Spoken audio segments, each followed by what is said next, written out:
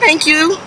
We want to say first, In Black Ink is so pleased to be here in partnership with the Given Foundation of African American Literature and iDream.tv, who are our partners. We really have worked to bring a wonderful program for you tonight, and we hope you enjoy it. I want to first give thanks to the folks that are responsible for us being here and for us being able to actually do the work that we do. Of course, we always thank the Creator. We invite our ancestors and their spirits to be present with us so that we know that we're guided in the right direction as we move forward. So thank you, and just for a moment, I'm going to be quiet just to invite those.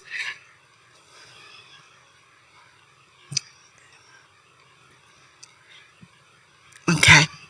I'd also like to do every project. First, In Black Ink has existed probably for about 6 years now, and I can't even believe it myself.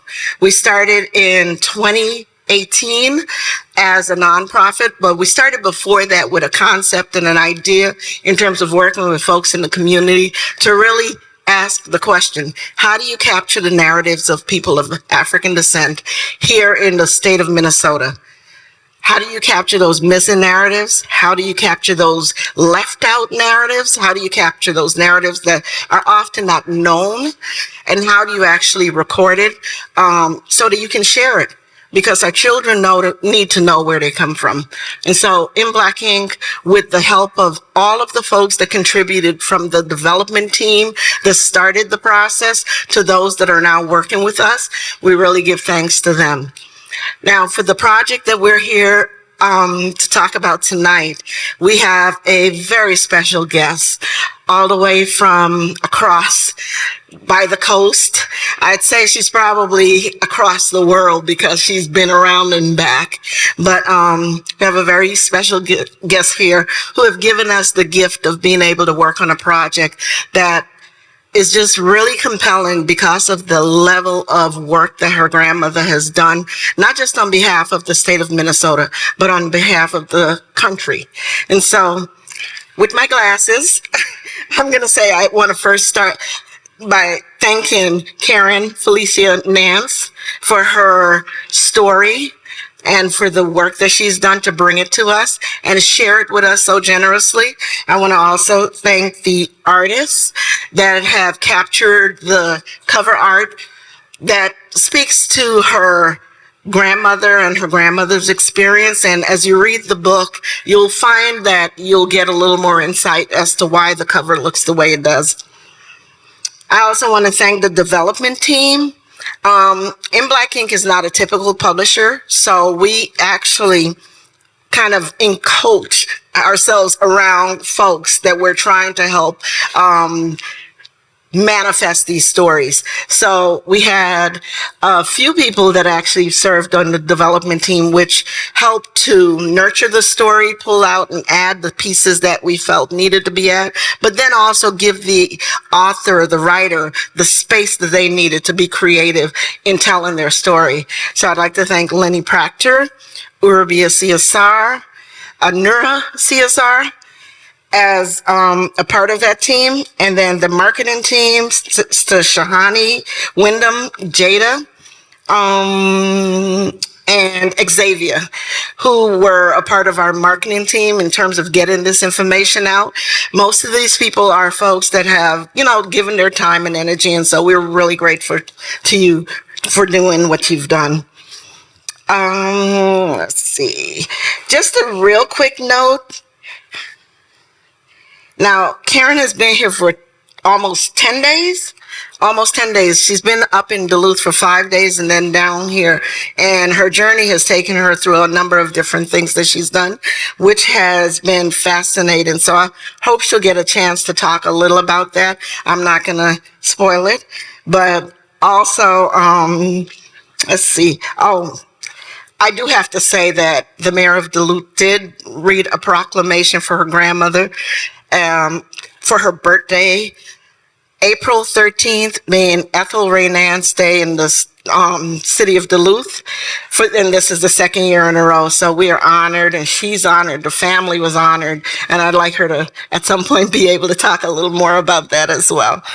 But I'm going to just move to say thank you guys for being here. I want to make sure I didn't leave anybody off or leave anything off. I feel like I have one more. Oh, yes. Thank you for joining us. Thank you for making this possible.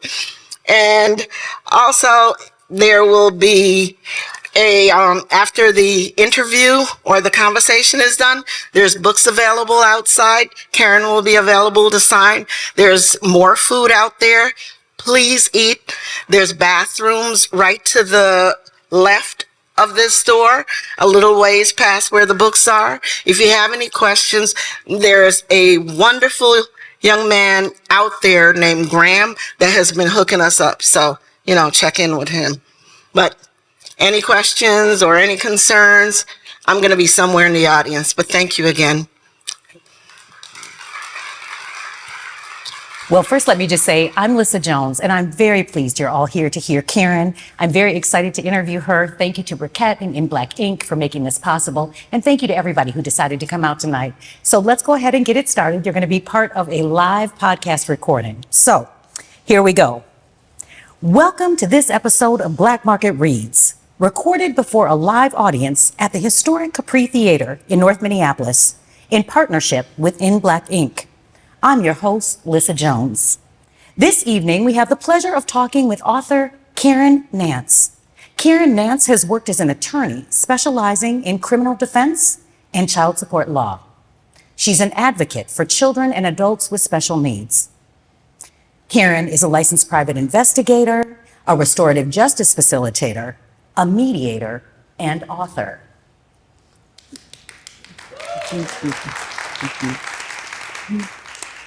Her latest book, Ethel Ray, Living in the White, Gray, and Black, is the story of Ethel Ray Nance, who grew up in Duluth, Minnesota. In 1928, Ethel Ray Nance became the first African heritage police officer in the Minneapolis Police Department Women's Division. That was during the era of lynchings in this country, 1919, Red Summer. To succeed at this level, despite the difficulties of racism and sexism, is remarkable in and of itself. But that certainly was not the only accomplishment for Nance. She was a prolific writer and researcher. She worked at the National Urban League in Kansas City, Missouri, and in New York. Nance also served the NAACP and as secretary for W.E.B. Du Bois. Her apartment was known as the Harlem West Side Literary Salon, a gathering place for many well-known writers of the Harlem Renaissance. She too participated in the Harlem Renaissance. And this conversation and the launch of the book is even more timely because for those of you who know, this is the 100th anniversary of the Harlem Renaissance.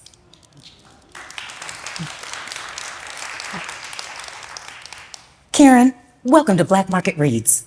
Thank you so much for having me. It's such a pleasure to be here. Thank you, Lissa. It's an honor to interview you, so let's jump in right away and get started. What do you want people to know about this fabulous woman you got to call grandmother? First thing is that she was I would call a quiet storm. She was very humble, didn't talk much about herself, even to her family. She focused on her grandchildren and her children and wanted us to succeed. I didn't know about her famous history until I was almost graduating from college. And so she always focused on outwardly on her family, didn't share anything about herself. So it was a mystery to me until I was in college, actually, that I found out about the different people she had worked with, specifically Du Bois. And so it's a testament to her demeanor and selflessness, I would say. She always wanted to help others, not just Black people, not just brown people, not just Indigenous people, all people, and didn't want any praise focused on herself. So that's the most amazing thing about her, I would say. It's fascinating to me that you didn't know about her until high school. How did you find out about her? Well, I had the fortune of speaking to my uncle. My grandmother had two sons, Thatcher Nance, who's my dad, and Glenn Nance. And as with a lot of families, there was one that praised my grandmother and one who didn't, which was my dad. He felt that if she knew such famous people, why were they living in the ghetto in San Francisco? So he never shared that information about his mother and all her great accomplishments. And so it wasn't until I was independent and I was an adult that I had an opportunity to ask her these questions. And she shared a little bit. She introduced me to Alex Haley. I was able to get his autograph after his publication Roots came out. And she introduced me to Howard Thurman. So as I got older, then I was able to interact and as an adult, get more information about her. That is fascinating to me. Did you have any idea in that time and context who these people were? No, I didn't. I didn't. Unfortunately, I didn't have the opportunity to study African heritage in school. I went to Catholic school through 8th grade, but even in high school, they didn't offer Afro studies classes. So it wasn't until I was in college that I had that opportunity to learn about my heritage. That's one of the things I think is so right about you working with In Black Ink, to make certain that that is not the story for people who come after us, that we don't learn about our history until we're in college. It doesn't make any sense to me when it's right there. Exactly. Why did you feel compelled to tell her story? Why did you feel compelled for people to know? Well, when she died at age 93 in 1992, and I had an opportunity to read some of her information. She unfortunately had some falls when she was in her early 90s, and so her sons made the decision that she should go into an assisted living center. And so she had about 30 documents, and she said, "Can you hold on to these for me?" And I thought that this was all the information that she had. There was some information, some letters of Du Bois, but very few documents. It wasn't until actually my dad died in 2013 that my uncle was able to share more information that he had kept and chronicle of all of her papers. But I had promised her before she passed, I was in my 30s, and I said, "I want to write a book about you." So this is my opportunity to fulfill my promise to my grandmother to write her story. And this is just the first part. This is up to age 22. And I would like to continue her story because it was fascinating up until her death in her early 90s. It is a fascinating story. It is a wonderful read. You know, what were the struggles for Black people in Duluth in her time and context? Well, her father was born in the South in North Carolina. He spent some time in Iowa in middle school, but never graduated. He ended up in Minneapolis in 1888. And her mother came from Sweden. Her brother was already here, and the family in Sweden was having struggles. So he convinced his sister to come to Minneapolis. So they both worked at the Ardmore Hotel. Inga from Sweden and William Henry Ray from North Carolina. So that's where they met, fell in love. They went from Minneapolis to Duluth to Two Harbors, back to Duluth, and they stayed in Duluth from 1899 up until their death in the 1940s. And so it's a biracial story. They had 4 children. Their oldest daughter, Inga, died in 1900 at the age of 7 from pneumonia. And so that left, Ethel, who was only born in 1899. She was 18 months old when her sister died, and the 2 brothers. Both brothers passed for white. And Ethel was the only one throughout her life that did not pass for white. She stayed true to her belief in assisting those less fortunate, not only people of African heritage, but other disenfranchised people, and following in her father's footsteps. Even though he didn't graduate from high school, he was a prolific reader and writer. And my grandmother would say, God was first and Du Bois was second. He admired Du Bois, and in fact, he was the first chairperson of the NAACP in Duluth. And so Ethel was the one who convinced Du Bois to come to St. Mark's AME Church in 1921 after the lynchings. It is incredible to me to think about the fact that St. Mark's Church is still an AME church in Duluth now. Yes, it is. And this is the very church where these very famous people, including your grandmother, held meetings and had service. One thing that I learned that was very interesting to me is that in this time, the number of interracial couples, Swedes and African Americans, that it was rather par for the course. That was something I didn't know. Did you know that before you did your work? I didn't know that either. And luckily, Minnesota is one of the states where it wasn't prohibited, but that doesn't mean that there wasn't racism. And they suffered a lot of discrimination, and which I think had a lot to do with her brothers deciding to pass for white because it would have been easier. They felt it was being easier for them, even though she didn't choose that path. That's the path that they had chosen. That had to be tough. It had to be. And one of the brothers, the younger one, Oscar, was actually present, from what my uncle tells me, during the Duluth lynchings in June of 1920. And so to be in a mob of between 5,000 and 10,000 people, what was his role? What was his participation? Did he act like he was white? Did he try to flee home? They lived only 4 blocks from the lynchings at the time. So it was a family that had a very many different dynamics. You had Inga, who wasn't familiar with race relations in the United States because she came from Sweden. You had William Henry Ray, the father, who was a staunch civil rights activist. And you have the 2 sons who wanted to get as far away from being black as possible, and Ethel, who was left to hold the torch for the family in terms of human rights. So it was a mixed bag, and all that dynamic existed with those 4 people in that household. Thank you. That's very profound. We had a couple of audience questions that were submitted from prior audiences and events you've headlined. This is a really good one. How do you think Ethel came into her consciousness as a Black woman? How did she decide to defy her family and make the decision to go where Papa was going?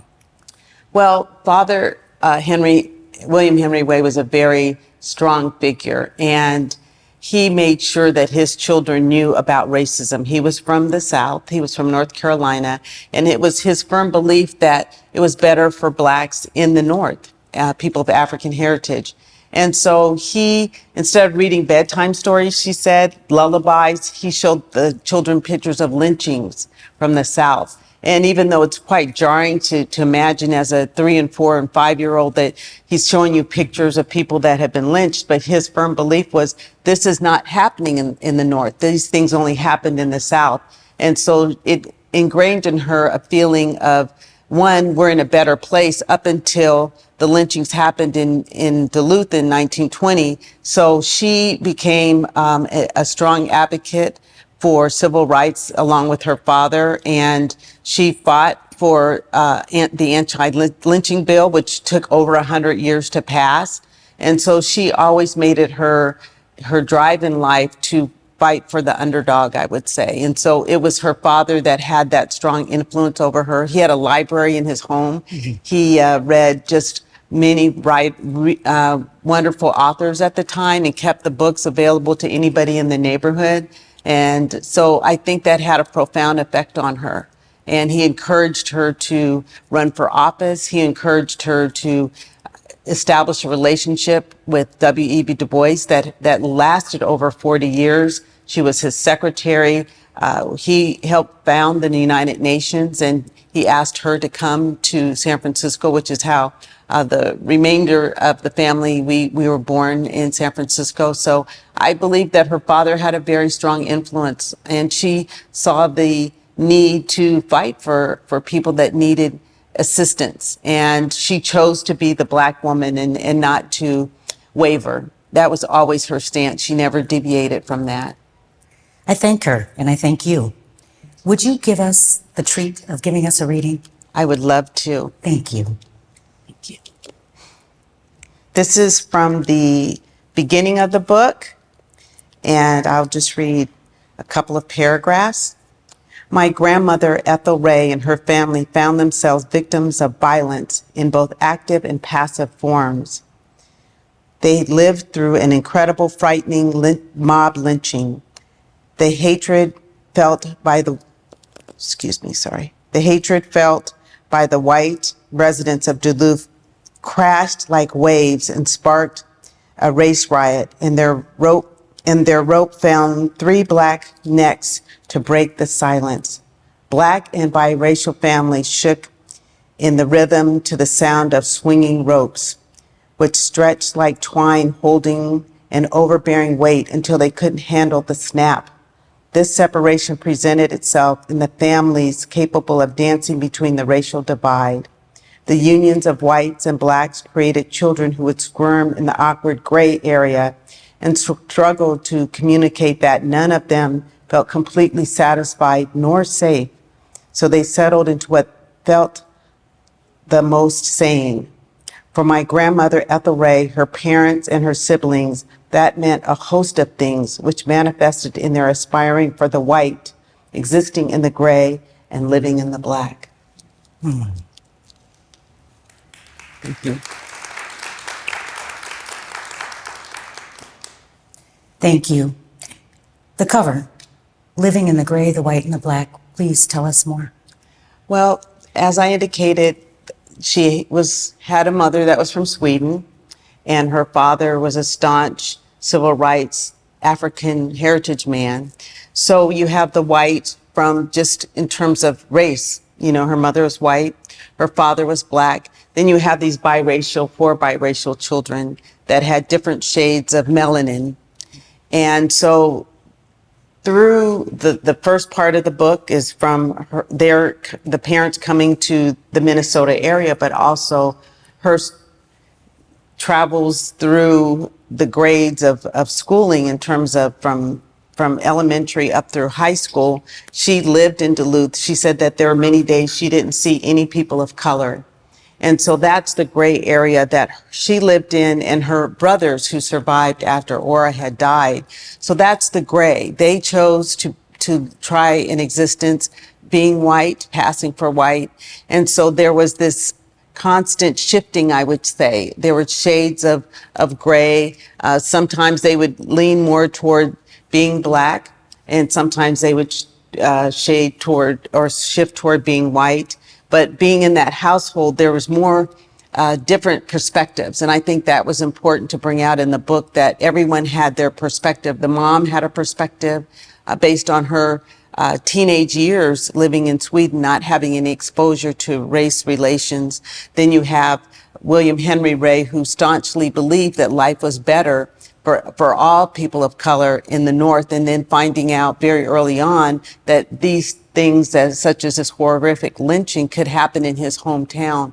And so then Ethel had to hold the banner, I should say, for everyone, or the anchor. And it was an anchor at times. It was a huge burden to want to travel and learn more about and fight for civil rights, but yet and still her family, meaning her mother and father, wanted her home. They wanted to protect her. The only other girl had passed, so her mom felt really torn, wanting her daughter to succeed, but at the same time keep her close to home. So the gray involves just the racial issue with the family, but also the fact that in society, we have to deal with the cultural differences. You know, not only, they weren't the only interracial family, they weren't the only family that struggled. And society, at different times in society, we value or we judge people of color in different ways. If you had 1/8 of one drop of Black blood, you're Black. And people, I think now, even though we've evolved, in 2024, there's still some question for a lot of people. Why do I have to choose if I have biracial parents? Why do I have to be white or Black? Or why can't I be who I am? And that was one of her, she wrote a poem. I think this will help. She said, I'm a woman of 5 worlds. White acceptance, white non-acceptance, Black acceptance, Black non-acceptance. Why can't I just be me? And so that was a theme that she repeated throughout her life. She didn't want to be associated as just one thing, because that wasn't who she was. She wanted to acknowledge her mother's gifts and her heritage and her father's, and realize that the important thing for her to do was acknowledge the struggle and do what she could to make changes in the world. You know, I think about a gentleman in our audience, Professor Mahmoud, wrote not only about the Duluth lynchings, but he wrote about the myth of race and the reality of racism. It has to make them crazy to be sitting in a place where she doesn't have any context for race. He's being raced. They have these children. They have to choose a race. The mental struggle, the snap of the neck, the way you describe it in your reading, the consequences they had to pay. What did you find out in your research? I found out, and I was blessed because not only did she keep letters from herself to many different organizations and letters between herself and her parents, but also she kept poems and some journals. They weren't dated, but at different times in her life, you could tell that she struggled with wanting to explore and find out who and what she could be and what she could contribute, especially in Harlem. She was in Harlem during the Renaissance, but her mother got sick, so she had to leave pretty early. But I think she struggled with that tie to family and wanting to be there for her parents, wanting to be there for her two sons, and at the same time making a significant contribution to the world. And so she struggled with, how can I take care of what I want to take care of in a huge way. She stayed close in terms of contact with W.E.B. Du Bois. Actually, when he moved to Ghana, he asked her to move with him. He was married at the time, and she had a great relationship with Du Bois and his wife, Shirley, but he depended on her because she was a great researcher. She wasn't only a secretary, but she was an amazing writer, and he wanted her to come along. And she said she didn't like she was a very proper woman. She's like, I don't like the look of that. I'm not going to go. And even though I know it would be beneficial to Dr. Du Bois, I'm not going to do that. I'm going to stay. And then they continued their correspondence even into the 60s, right before he passed away. So I think her whole life was a struggle. She never showed that. She never revealed that to anyone. But I think that wanting to be, a friend of mine says, you can't be all things to all people. But I think that that was what her struggle was. She wanted to do those things. She wanted to be all things to all people. And that created a lot of stress and frustration for her. But she never revealed it. She kept her feelings close to her chest and never shared that. And her writing gave us an opportunity to see some of her struggles. And that I'm glad that I had that opportunity to see a different side of her that she kept to herself. It must be profound to read her writings and to know what she was thinking at different times, to read the writings of W.E.B. Du Bois. I remember going to the Schomburg and seeing Malcolm's diary and thinking to myself, Malcolm was real. You know, I mean, it puts a different kind of, poetry. How did the poems come about in the book? Well, I have to thank In Black Ink and Lenny. Ethel was born in 1899, and the perspective that she had, even though we do face similar problems, we wanted a new edge to it and a youthful spirit. And things can be heavy. The book is a heavy book in terms of the impact. And I just think that not necessarily, I'm not saying that all the poems are light, but just a different perspective, a twist, a fresh look at things. And that's really what was needed. And I think that it adds tremendously to the book. I would agree that it does. And in the spirit of Sankofa, we are very, very fortunate to have the poet in the house. Lenny Prater, would you please come and take the stage?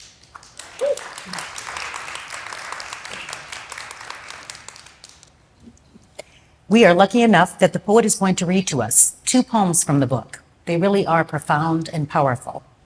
And it reminds me of the tradition of Sankofa looking back at Ethel Ray Nance and seeing her living forward today. Welcome, Lenny. Before the Homeowners Association. Word on the street, there are people looking for trouble, trying to muck up the neighborhood prosiness with their mulatto and poor excuse of a matrimony void of holiness. Trying to muck up the neighborhood prosiness, so we greet them with the water from our hoses. We all know it's a marriage void of holiness, so why should we sit back with upturned noses? Greet them with the water from our hoses, and maybe they'll be washed away. Why should we have to sit back with upturned noses while they taint Duluth like a couple of strays? Maybe they'll be washed away with the water that will make their lungs bubble instead of tainting Duluth like a couple of strays. Word on the street, there's niggers looking for trouble.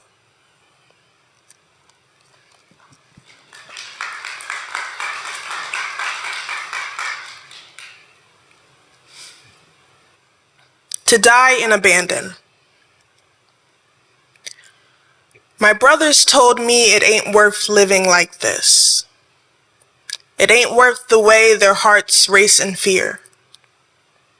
They told me it was like death all over again.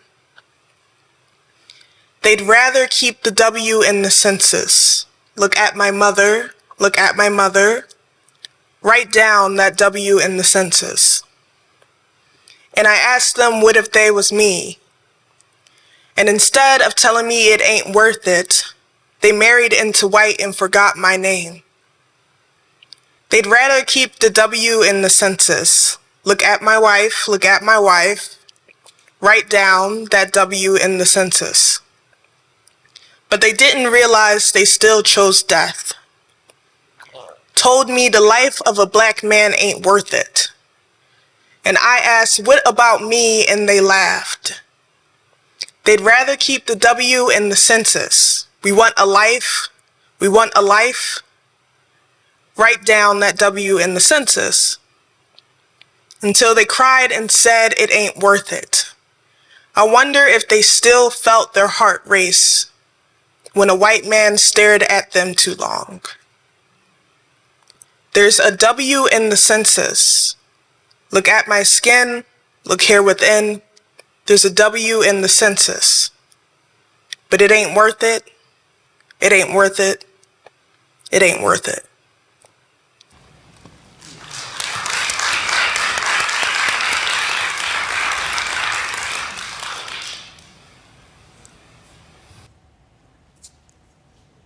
There is a W in the census. I may not ever forget that. Lenny Prater is the poet. Thank you, Lenny.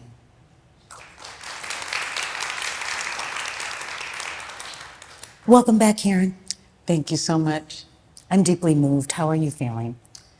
It's hard to listen to. It really is. And knowing that it's my family and knowing that there are a couple of members of the family that made that choice, as painful as it is to make that choice, I understand it, but I don't support it. So I have mixed feelings about it. Their choice was to deny their African heritage. When you say you understand it, will you help me? It was difficult. It's difficult now in a lot of places to be black identified. And so in Duluth in the late 1800s, early 1900s, when Ethel says that she would go days without seeing anybody that looked like her, when she would go to St. Mark's AME and felt refuge, and then she would also attend the Episcopal Church, and people would tell her that they don't, or tell the pastor at the reverend at the Episcopal Church that they don't want Ethel teaching their children in Sunday school because she's black. She went to Moose Lake during the fires and was told that people didn't want to be around her. And there was always situations that she faced, even with the police department, that people that were charged with crimes, that they didn't want to associate with her at all. And now she's an authority figure, right? She's representing the police department, and that there were so many times throughout her life, even up into her, I'm sure her late 80s to 90s, where she had to constantly, one, acknowledge, or not acknowledge, or prove to people that she was black. There was a lot of, there was a lot of times where she was questioned. There's a lot of times when she would get jobs and the assumption was she got the job because she was fair-skinned, not because she was competent. And so there were so many times that I just, and I think she held it all to herself. I don't think that she shared. I don't think that she complained about it. She just put one foot in front of the other and said, what I feel and about what's going on with me doesn't even measure to what's happening with other people. So there's a lot of pride in her life that I feel that was missed. We didn't get a chance to celebrate her and give her flowers when she was here. So I am glad to have this opportunity to share her glory, basically, and what she did do. And there's so many stories that she didn't share that I know she kept to herself about the pain that she experienced. She married 2 different times, and they weren't necessarily successful marriages, and she still persevered. And so I just admire her and wish I could even, to some extent, not necessarily measure up, but make her proud in what I've tried to accomplish in my life. And I think that at age 25, she's accomplished more than I have at this point in life. And just to accept that, I can't walk in her footsteps, but I believe she opened the door for me and for so many other people. I have to believe when I'm reading your bio, she would be very, very proud. There are many, many, many titles here, and much work has been done. I don't think she would be thinking the same way you do about your work, but I appreciate your humility deeply. Are you involved in civil rights? Are you involved in the struggle? Yes, I am. I have been. I was a public defender in the San Francisco Bay Area, and then I worked in child support law, which for me, being a lawyer is not a resolution to conflict. I prefer mediation, and so that's what I've been doing. I've worked in the prison system as a volunteer with victim offender dialogues. I did that for 1.5 years and then still doing some of that work. And there's so many other areas where people need assistance. And so I worked for the government for over 30 years, and now I work for myself, primarily in a volunteer capacity because it's in my heart, and that's what I choose to do. My children think I work more now than when I was getting paid for it, but it brings me such solace. And I have my grandmother to look up to. I mean, I know that she's proud of me, and she was selfless, so I try to, and I enjoy it. I enjoy helping people. And I've lived on this earth for quite some time, and I feel that I can give more based on my experiences that I've learned. I've traveled a lot in Africa. I adopted my youngest son from Ethiopia. And so I just feel better about my life and myself when I get back. I love that, and I'm wondering, were you always comfortable being Black? Did you get more comfortable when you knew she was comfortable? How did it go for you? Well, I didn't know I was Black. My father was very fair-skinned, and we never talked about race. And he married 3 times. All his wives were richly melanated, and I knew that they were Black, but there was never discussion about where did I fit into that. And it wasn't until I was in high school, I think, that there was more discussion of race. And luckily, being in the San Francisco Bay Area, the Black Panthers, there's a lot of people doing very positive things for the Poor People's Campaign, that type of thing. So that's when I became aware of my racial makeup, and it wasn't from my father. I was kept from my grandmother, Ethel, for some time because my father, I think, didn't support her work. And so when I came late teens, early 20s, that was when I had that opportunity to interact with Alex Haley and also with Thurgood. She actually worked with Thurgood Marshall for before he was appointed to the Supreme Court. But I was thinking of Howard Thurman. So I had that experience, but it was later in life. So I don't think I had a racial identity or knew what that meant until I was out of high school and had an opportunity to really spend a lot of time with her. I'm so thankful that you were willing to share that, because I don't think people quite recognize that. James Baldwin said that, by the time I was 8, I looked around and everybody around me was white. So when I saw myself in the mirror, I was rather shocked. Right. Right? I'm kind of shocked. Were you shocked? I was shocked. I mean, because I'm not richly melanated, I was a little confused as where that left me. What definition did I have? how did I dress myself when the census were taken? No one asked me in the family, well, this is what we're indicating on the census. For all I know, my dad put he was white. You know, I don't know how he identified himself. And I never had that conversation. He never talked to me about that. It wasn't until, like I said, later on in high school, I went to Catholic school growing up to 8th grade. Then in high school, it was a public school. And so there was a change in the dynamics, I should say. Kids can be cruel. And so things were said and I was called certain names and it became aware of me. I was like, oh, okay, I am different. Oh, I'm not this or that. And so it was challenging. And the interesting thing is in working in Black Ink, I thought that we would just talk about my grandmother and Raquette was really patient with me. She said, no, we're not going to do that.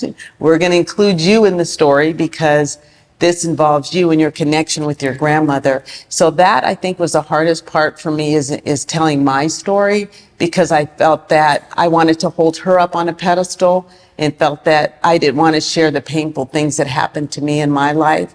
But Raquette was very kind and patient and supportive of me sharing my story. So that was the hardest part, I think, feeling that I had something to contribute where I wanted to just focus the spotlight on her. Your humility is very impressive. It's very impressive. Thank you. You quote Maya Angelou, and all smart women or all smart people in the world might do well to do that. You said, if you learn, teach. If you get, give. Why? Why did you choose that quote? Because I believe it.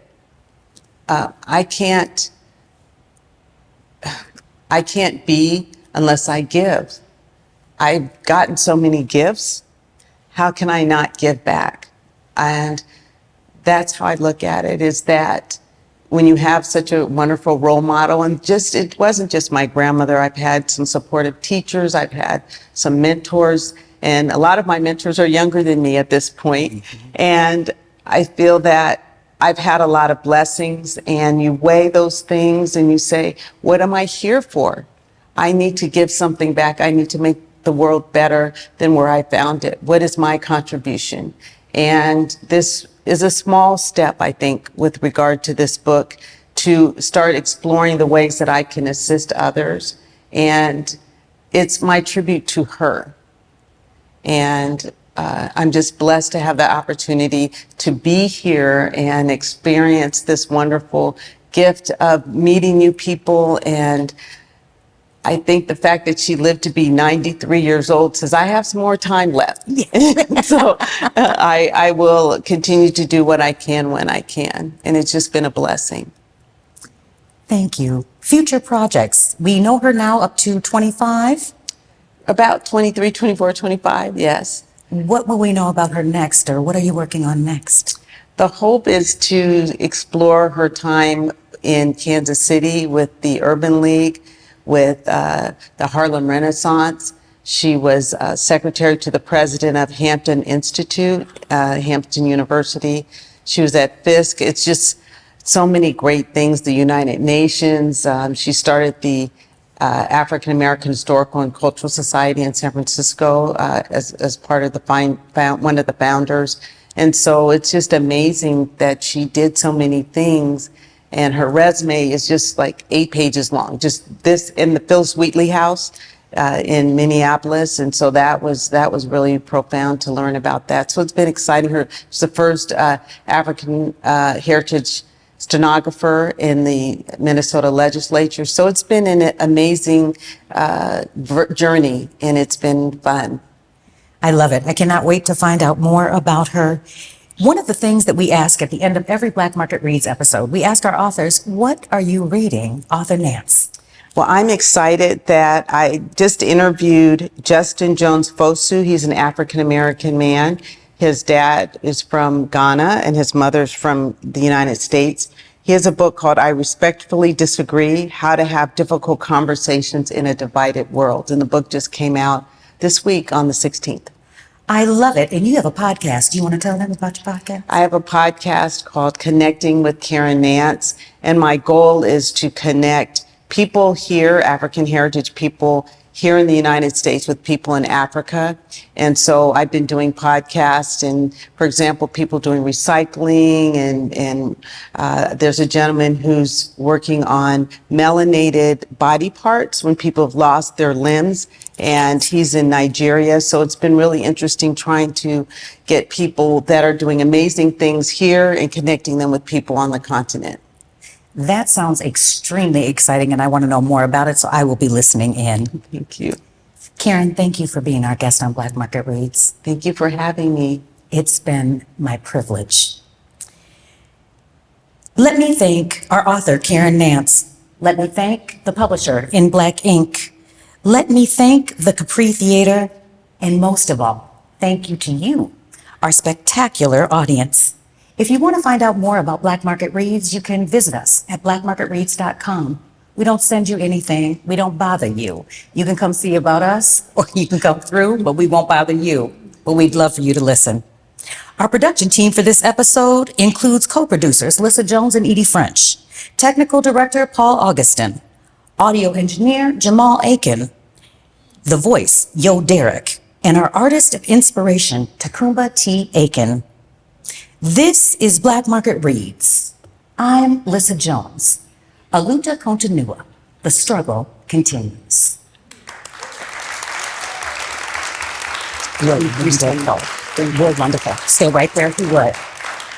Well, beauties, thank you for staying, because now you're up. If you would like, we would love for you to come and love on author Nance, or come and ask her a question. If you have mobility issues or would like somebody, prefer to just sit there, because some days I just prefer to sit there, I would be happy to give up this microphone and bring it to you. So, if you have questions, please feel free to come up, or comments. Okay, here I come, beauty. Oh, thank you, Sister Raquette. You can take that microphone. Oh. The one on the stand that Lissa keepers. Okay, thank you. Give up your. Says the producer of Black Market Reads, never yield the microphone. Thank you, Edie. Thank you, Sister Raquette. Well, Karen, I have enjoyed this tremendously, and I have listened to several of your podcasts, and the one that really caught my attention was the African lady that's making the hair out of banana plants. Yeah. Yeah. And so I thought that was so ingenious and so interesting, and I am going to look for that in the United States, because I use a lot of that synthetic hair when I get my hair done. And that's all I wanted to say. Thank you. And I've interviewed In Black Ink on the podcast, I'm happy to say. So it's been a good interview as well. Thank you. Anyone else? Question, comment?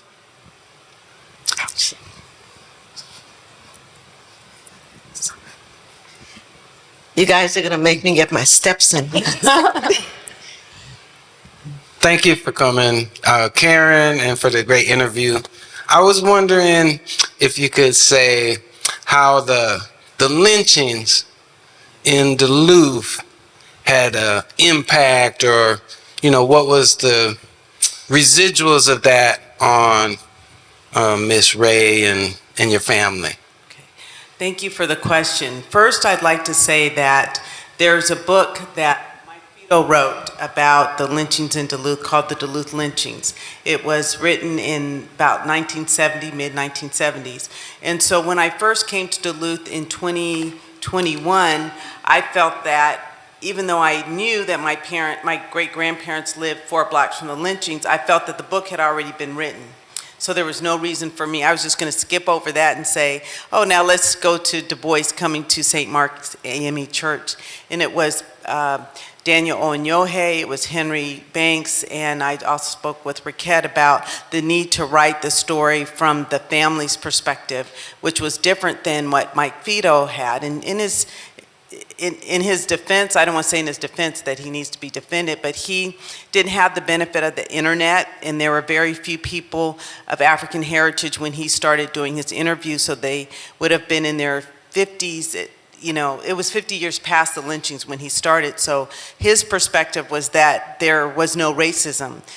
The few people of African heritage that he did meet and interview, they said that there was no racism that they experienced in Duluth in the 1920s or late 1900s. And so I knew differently because I had the benefit of Ethel's writings. And so for me, the other issue, she was in Moose Lake, she wasn't in Duluth. So I felt like I was very intimidated, to be very honest, to write a book that someone else had written about.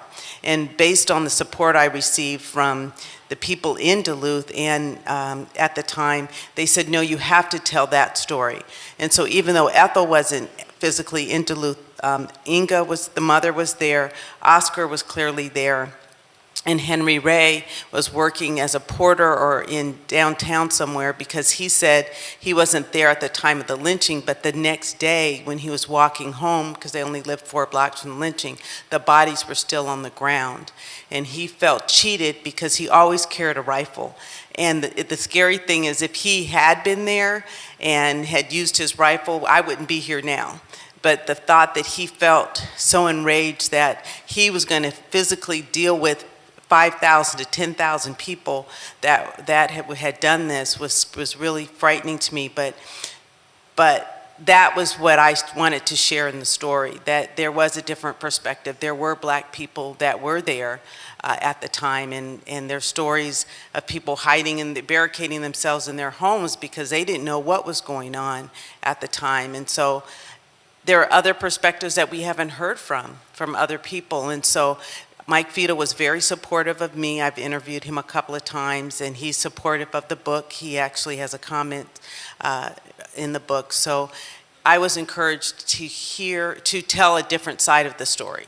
And so that was the impact. And to answer your question specifically, her father, William Henry Way, had started the NAACP chapter in Duluth prior to the lynchings, when they first moved to Duluth in the 1899. And the Black people in Duluth said, we don't have any problems with white people, so we're not going to support an NAACP because we don't need it. Then after the lynchings, they were like, okay, we're ready. But then the interest waned again. And so that's when Du Bois was down here in the Twin Cities at the NAACP. Her father sent Ethel down here when she was in her 20s to speak with Du Bois and encourage him to come to Duluth. And so that was really where the momentum was began, with him coming, Du Bois coming to Duluth, and also she worked on the dire anti-lynching bill. So that was her involvement after the lynchings. Moose Lake Prison, that's where she was when the lynchings happened, all by herself. And we have an amazing author right here in the house who is going to get up, and I think she's going to bless us with a word. Here she comes. You got her, Sister Raquette? There she is. Yeah, I'm talking about you, Janata, of course. It's you. Hi, Lissa. I just want to thank you so much for writing this book. I think that Minnesota has such an identity about itself and its liberalness, and I think the Duluth lynching is such a classic example of the kind of identity crisis of whiteness. And it's also interesting, I'm writing a book right now that actually talks about this lynching, but coming from the perspective of the circus that the Black men who are traveling with were, from the South. They were in, I guess they were laborers for the circus. And I used to be a circus aerial artist. And for me, being a Black person swinging in the air was really a conversation I began to have with lynched ancestors, it's acrobatics and it's beautiful, but it's also like this thing. So anyways, I say all that to say, I appreciate getting Black perspectives that talk about lynching in the northern states, because I do think there's a way, because your grandfather as a Black man thought oh, it's better for us up here. But there's also a sort of sinister aspect to the ways that racism lives here. So I'm going to ask a question. I'm not one of those people who just get on the mic and start talking, but I just wanted to kind of get perspective. So I wanted to ask you, like, do you feel that sort of the ways, because it wasn't until you talked about your interracial great-grandparents that I even thought about interracial dating back then. And interracial dating is huge in Minneapolis. I don't know if you know that.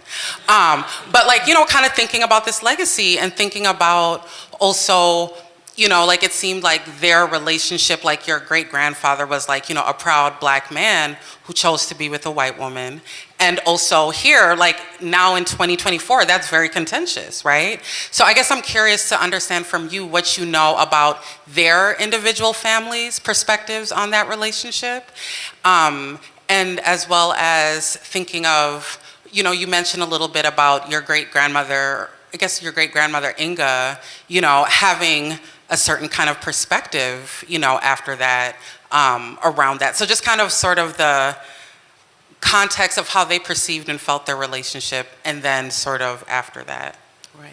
Well, first I want to thank you for the book that's coming. I can't wait to read it. I'll send you some chapters. Please, please, because that's a perspective that I want to hear about. That you're right, no one talks about the circus workers and how they ended up here and traveled, and they wanted a better life for their families. So I really want to tell you I appreciate that, and I'd love to get the book. For me, I was surprised based on all the information that I read about William Henry Ray. If you had told me he was going to marry a white woman from Sweden or anywhere else, I would have said, of course not. I would have bet money on it based on all of the I'll call it radical at the time, positions that he had. He didn't hate white people, and he said he didn't want his children to hate white people, but he was such a devout believer in civil rights and what was right. I think that caused a lot of friction in the household, more so because she wasn't even aware of the racism. And so she felt that he was supposed to be taking care of the household in terms of fixing things around the house. He was gone all the time. So there was a huge culture gap and divide. And he wanted her to know who Du Bois was and wanted her to experience the civil rights, where she's like, Inga was like, what are you talking about? And that came through in the early writings of that I read of my grandmother's. And so I can't reconcile it for me in 2024. And for me as a black woman, it's really hard for me. And I don't know if it's because I'm of my experiences, I feel that I would not have made the choices that he made and people make today. But that's just my experience. And because I'm always talking about civil rights, and it's really hard for me to reconcile. Not that I put that on anybody else, but for me, I couldn't do that. And I don't judge people, but for me, I'm just such an advocate, and I don't know how he reconciled that.